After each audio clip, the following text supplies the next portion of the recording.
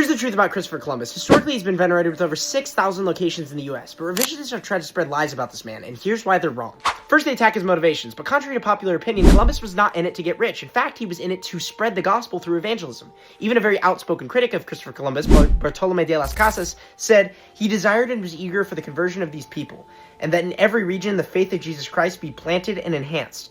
Columbus's own journal revealed his thoughts of the matter with entries like this one.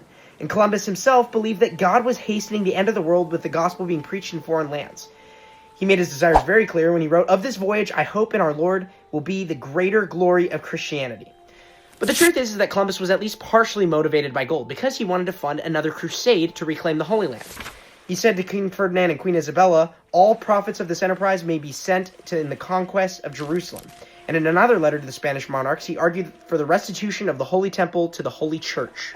The second lie is that Columbus somehow committed mass genocide against the natives. But what's the truth about the story? Well, when Columbus sailed the ocean blue in 1492, he landed in the Bahamas, where he met and befriended a group of natives called the Taínos. These Taínos he openly praised as being generous and very honest. These Taínos also warned him of a group called the Cannibs, or the Caribs, where we get the term Caribbean and cannibal today. When he returned back to Spain, he left behind one of his ship's crew because it was severely damaged in a fort called La Navidad. In 1493, he came back to the New World and found his crew gone and the fort destroyed.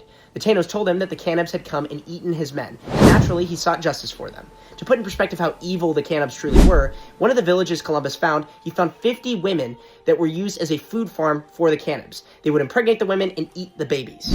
The third lie is that he enslaved the natives. Now, it is true that he brought back many Cannibs as prisoners of war that would become slaves, but the Taínos were brought back voluntarily, many of them even joining the royal court.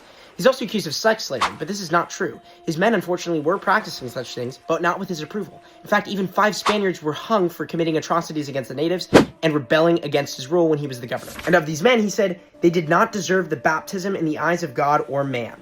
By the way, many of his men praised his navigation and exploring skills, but beyond that, he brought Western civilization to the New World. He brought Christianity to the New World.